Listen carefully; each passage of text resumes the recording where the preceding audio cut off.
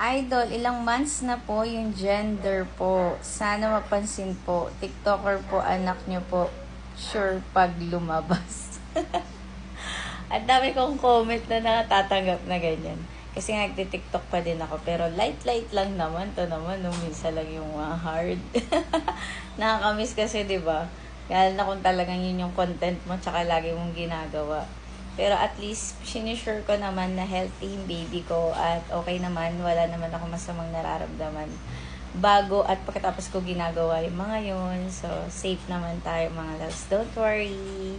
Ayan. Ilang months na po? Ilang months na daw. So, 5 months na po ako ngayon. Pero, yun nga, medyo biglang laki, no? Kaya biglang laki. Kasi nga, after ko nga mag first trimester, wala akong gana. So, hindi pa siya ganun kalaki. Nung ito ng second trimester, kain na ako. Ayan, tuloy.